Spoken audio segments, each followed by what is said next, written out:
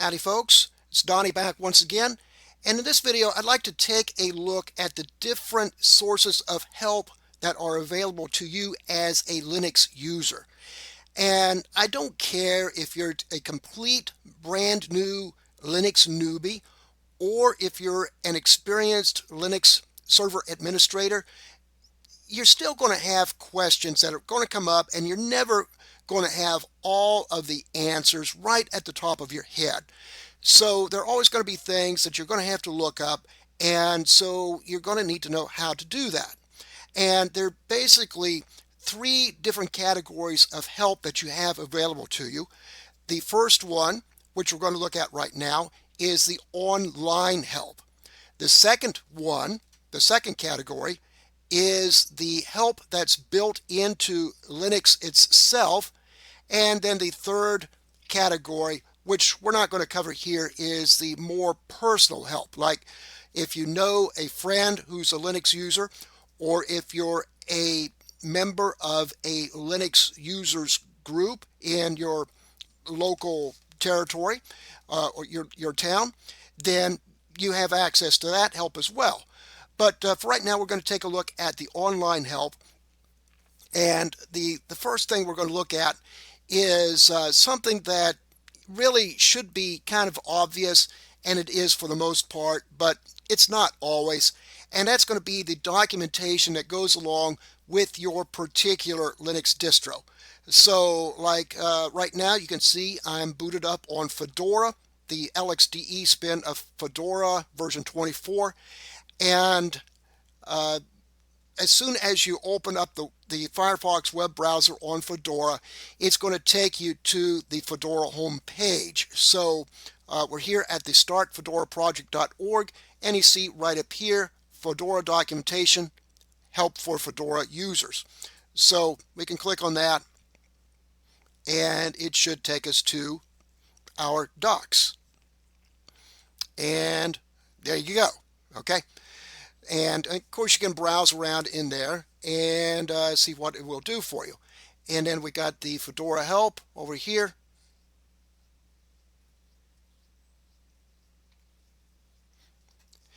And so basically this is where you can come in and ask questions, and hopefully they'll get answered. And then in the not so obvious department here for our specific distro documentation, CentOS.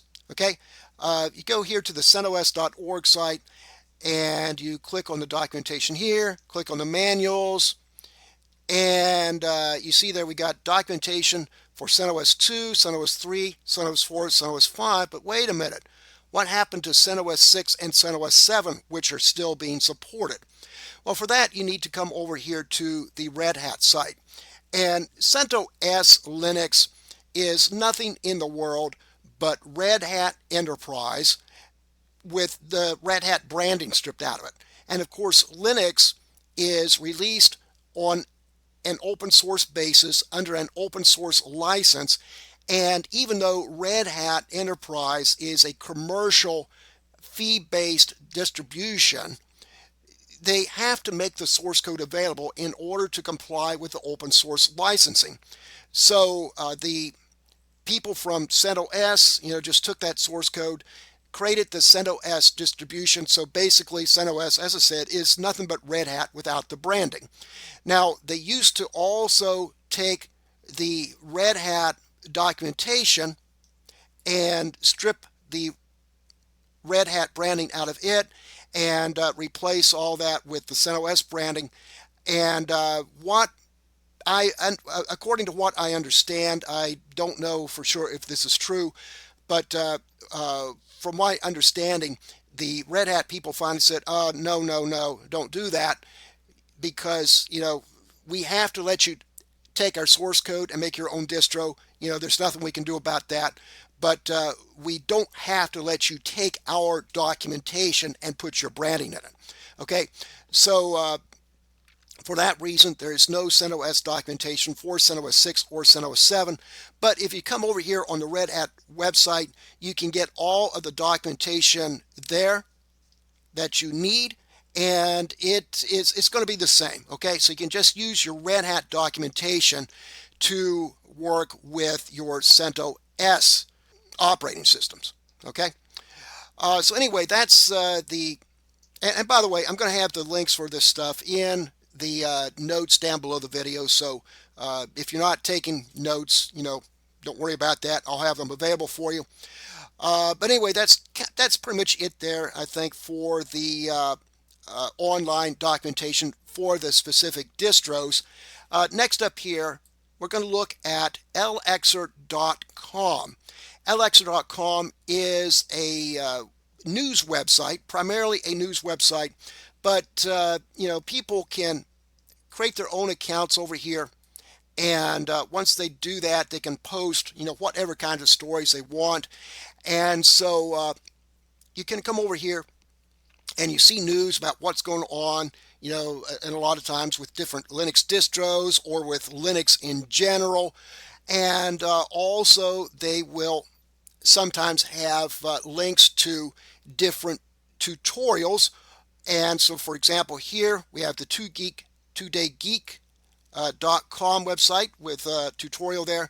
It explains the Linux file system hierarchy, and then we have different how-to articles, and you can come down here and read about them. So very, very good site there. And sometimes they'll have stories which aren't really about specific Linux topics, but they might be like more general open source topics. Sometimes they'll even have stuff about Microsoft, as it relates to the open source community. And also down here, PC Linux OS Magazine. PCS Linux OS Magazine, it's and let's go here. Let's see if we can see it. But PC Linux OS is a Linux distro, which is a rolling release distro, meaning that there are no versions of it that come out, right? You install it, and you just keep updating it all along. You never have to upgrade to a newer version. But anyway, they put out their own magazine, and you can see what is involved with that there. A lot of good stuff. You don't have to be a user of PC Linux OS to benefit from this magazine, because there are a lot of more general Linux articles in it, and there are even some good how-tos on how to use GIMP, the Photoshop equivalent. I also have some on Inkscape, which is like the Adobe Illustrator equivalent, and lots of other good, more general purpose tutorials as well. So very good magazine. So PC Linux OS, very good. Next up is one of our forums, and when you search around with Google or Yahoo or whatever, you'll probably come up with quite a few forums, but linuxquestions.org is probably the best Linux forum out there. You can come in here and you can search for different answers to different questions, and you don't even have to necessarily come here to do the search. You can do a Google search for different answers as well, and a lot of times when Google finds an answer for you, it's going to take you here to this linuxquestions.org site. And but you can come in here and do a search for your answers, and if you absolutely cannot find the answer that you need, then you can create an account and come in here and ask a question. But just a little word of warning there. Be sure that you've made a good faith effort to find the answer on your own in here first, because some of these guys, they get a little testy when somebody comes in and just asks a question that's already been answered without having tried to search for it at first. Okay, so but other than that, it's really, really good, a good site. And as far as Google goes, Google searching, let's say that you want to look up information about the DD utility on Linux. You can just do that, type DD Linux in the search box, and you can come up here And it's kind of unusual here because usually with Google, the linuxquestions.org site comes up right at the very top, but looks like it's been moved down here a little bit. But anyway, you can click on that, and that will take you to a really good tutorial on the DD utility. Actually, it looks like there are two different tutorials now with DD. Okay, so that's one of them, and it's not really the one that I was looking for, but the second one here, learn the DD command, that's the one which I was looking for. Absolutely fantastic tutorial here on the DD utility, and the only thing I did to find it was just do a Google search on DD Linux. Okay, and it's taking a few moments to load there, but once it comes up, I'll be able to show you here. In the meantime, while I'm waiting for this to come up, Frank, the formerly feral Flame Point Siamese kitty, is up here licking my arm like crazy. I tell you, crazy cats. There we go. So now we're talking. But anyway, so you come up here and you have this really awesome tutorial on how to use the DD command in Linux, and you can read through there, and you will see that it is very versatile utility, and a lot of things you can do with it. Okay, and when you do your Google searches as well, I mean, you don't have to look for specific commands. I mean, if you're trying to set up some sort of a Linux server, for example, and whatever daemon you're trying to set up just isn't working right, if you go into the log files of your server, then a lot of times you're going to see some sort of an error message there. You can just like copy and paste that error message into Google. Just do the search on that error message, and a lot of times it's going to take you to some sort of a forum which will give you the answer that you seek. Okay, it'll give you the answer, on how to fix the problem. Okay, so anyway, that's linuxquestions.org and also the Google searching. Next one up here, thelinuxrain.com. So this is going to be a more specialized type of Linux help site, and mainly Linux Rain is going to be concerned with writing shell scripts, but you've got a lot of other things in there as well. So like the snaps versus Flatpak controversy, and NVIDIA, fixing NVIDIA video problems, things like that. So lots of stuff there, but mainly for shell scripting. So if you're into shell scripting, if you want to learn shell scripting, thelinuxrain.com is absolutely excellent. I cannot recommend it highly enough. I was going to go to the second page, but it's taken a while, so we'll just go ahead and stop that. But you can browse this on your own. The next one I want to look at is Xmodulo, and there are a lot of good tutorials in here, and you can see what they are, like a lot of different topics. And so like device drivers, how to set up a Zimbra mail server on CentOS, how to open a TCP UDP socket in a bash shell, and so on and so on. And of course you can come in here and browse through here and see what it does for you. But another excellent site. And just like with the Linux Rain, I cannot recommend it highly enough. It is great. Okay. The next one I want to look at is a more generalized type of site, and this is www.tldp.org. TLDP stands for the Linux Documentation Project, and you have a lot of stuff here. You have how-tos, which will give you help on certain specific subjects, and you can browse through there and see what you got. And then you got frequently asked questions, you got man pages, you got the Linux Gazette. All the Linux Gazette is not that good. All we have on here is just back copies, and I don't think it's even maintained anymore, but so that part's probably kind of useless. But the absolute best part about this site is the guides. Now, normally when you think of a guide, you think of a little pamphlet, that's 3 or 4 pages long and is not that informational. But these guides at the Linux Documentation Project are actually full-length books.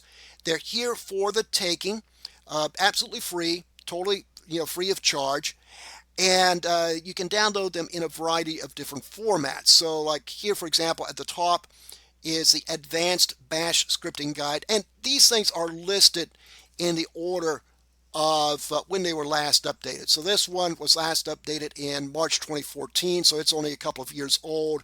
And you can go on down here and see the rest of them. Some are quite old, but don't let that put you off, because these guides in general are going to cover topics that don't really change over the years.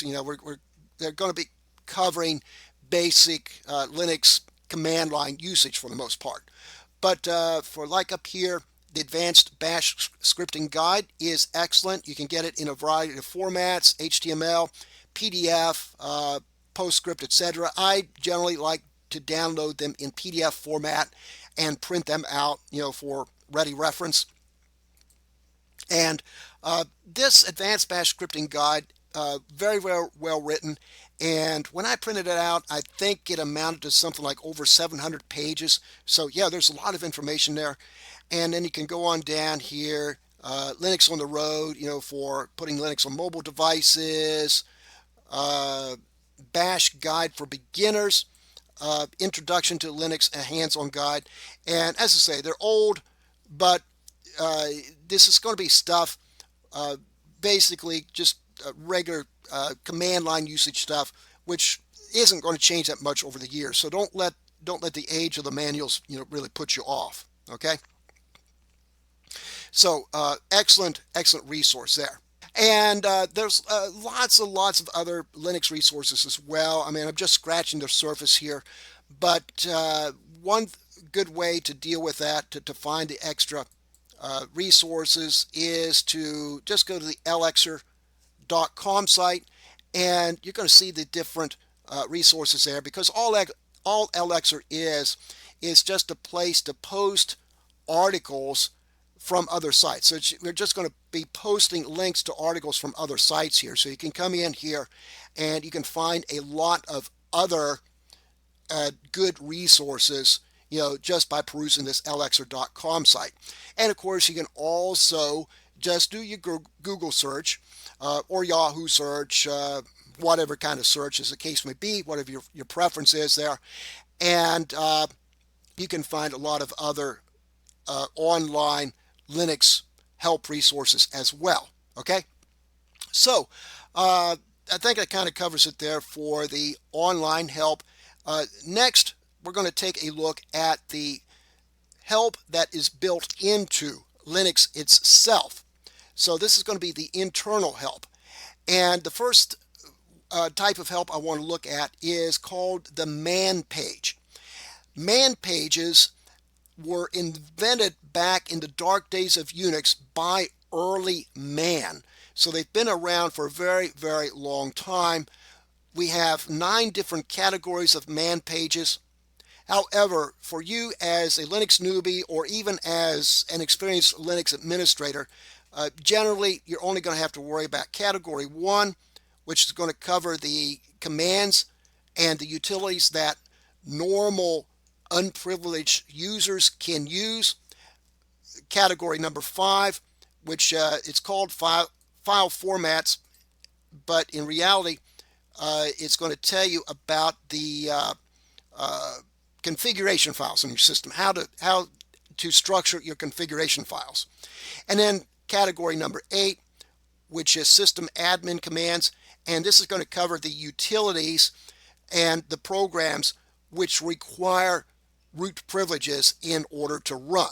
Okay, so just those 3 categories is all you need to worry about. The rest of them there are really just going to be for Linux programmers. You don't have to worry about them if you're just a regular system administrator. So we can go over here And this is going to be something that's kind of universal across all of our distros. And this, of course, is my Fedora 24 system. Go into USR, and it would help if I could put my keyboard up on the table where it belongs, but unfortunately I have a cat there. USR share man, like so. Do an ls, and you're going to see all these different man page directories. And you've got like man 1, man 2, man 3, all the way up through man 9. And then you've got man 1p, man 1x, etc. Those are ones that kind of vary from one distro to the next, but they're just kind of like supplemental man page categories. And you can go into man 1 and do an ls, and you're going to see a lot of pretty red here, and that's because these man page files are text files. They're plain text files that are compressed with the gzip compression utility. And you don't have to manually uncompress these in order to look at them. You don't even have to cd into one of these man page directories to look at them. All you got to do is, you can go back to your home directory, which is what I'm going to do right now. If I can hit the enter key, there we go. And so now we're just in my home directory, and so I can just go ahead and pick one of these man pages to look at. Just type in man, followed by the utility I want to look at, and let's say, I don't know, let's look at xvnc, for example. So all you got to do is just type in the name of the command that we want to look at, and we don't have to type in that whole file name. And the way this works there is that that's the name of the command that you want to look at. This is going to be the category of the man page, in this case category 1, and then of course the GZ just means that it's compressed with gzip. So let's look at man xvnc, and this one I just picked at random. I have no idea what it's going to tell us. Anyway, it's about the xvnc server, and so up here at the top you have the name of the man page followed by the category it's in. So yeah, it's category 1, meaning that this is a command that a normal user can access, or a utility that a normal user can access. The name of the command and a synopsis of the command, which I always generally find fairly useless, but more useful is going to be a description of the command. And then you're going to come down here, you see the options, the different option switches you can use the command. And then you got a lot of other different parts of the man page as well, which can vary from one man page to another.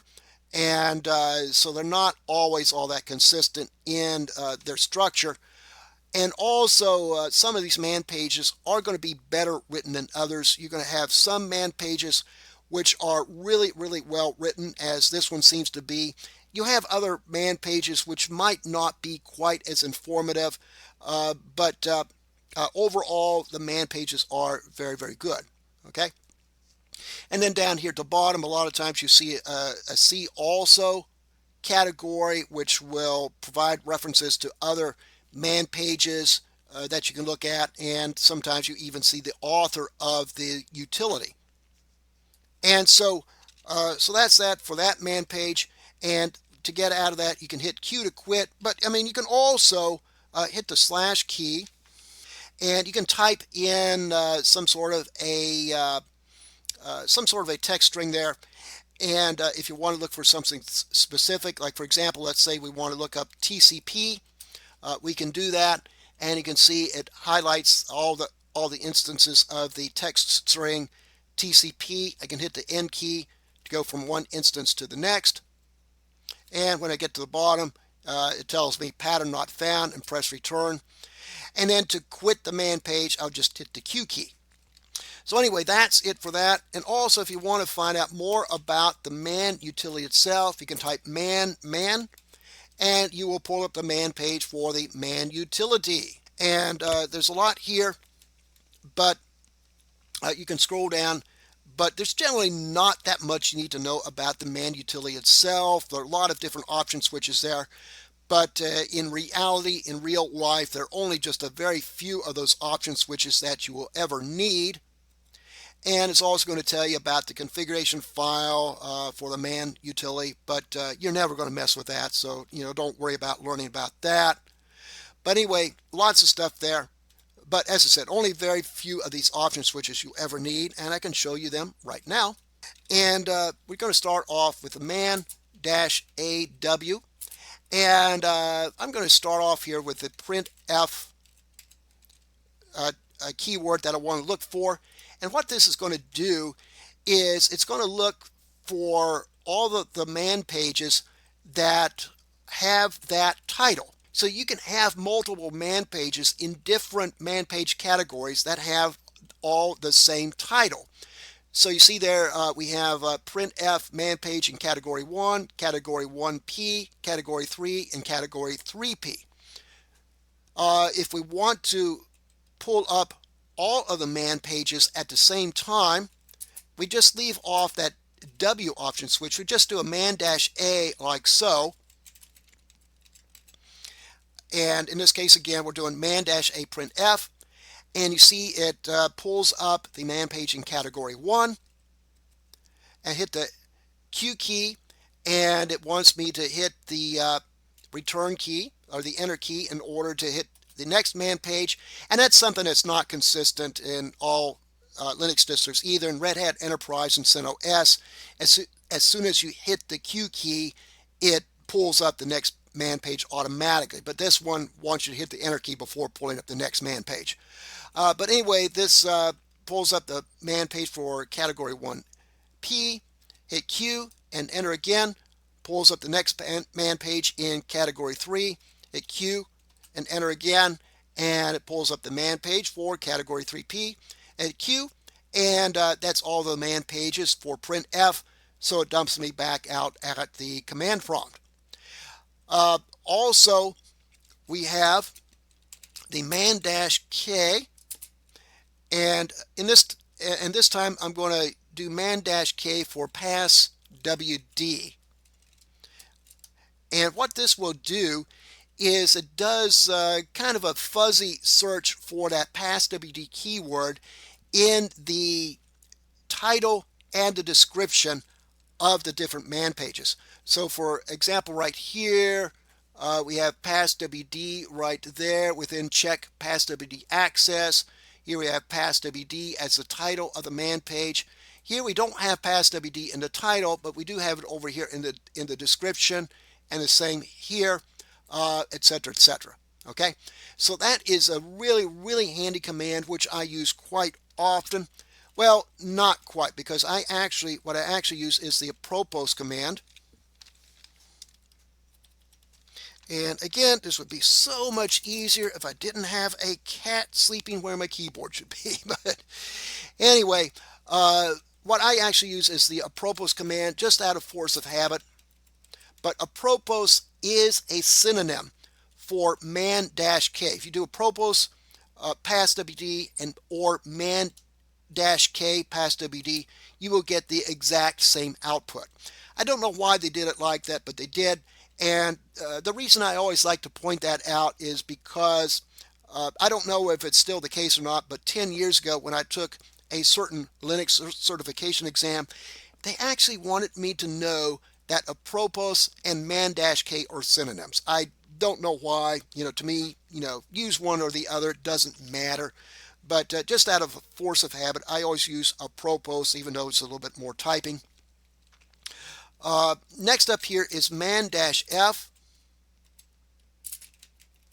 And man-F is going to narrow things down a lot, because man-F now is just going to do a whole word search. So you got passwd and for category 1, passwd for category 5, and I'm not sure why that SSL passwd is in there, because that you wouldn't think that would come up with man-F, since it's supposed to be an exact keyword search. That does not come up when I do the demos on CentOS for my server administration classes. But anyway, it did come up this time, not sure why. The synonym for man-f is what is. And again, I always use what is out of force of habit. And this was another question that I had to know when I took my Linux certification exam 10 years ago. Again, I don't know why it's important to know that what is and man-f are synonyms, but for some reason the developers of that certain certification exam felt it was, so I just throw it out there in case you still see that question pop up. Also, something I forgot to show you is we do man-aw again on the printf, and you see the list of man pages there. If you just do man printf like so, by default it's just going to pull up the first man page it encounters, which is going to be category 1. So hit Q, you get out to the command prompt. If you want to look at a specific man page, instead of doing the man-a to look at all of them, then you can do man 3. In this case, I want to look at the man page in category 3, and that will show just that man page for category 3. So anyway, that's, I think, it's pretty much it for the man page system. The next up is going to be the info page system. And with the man page system, as I said, was invented by early man back in the dark days of Unix. The info page system was created at some time in the 80s, I think it was, sometime in the mid 80s by Richard Stallman, who was one of the pioneers in the free open source software movement.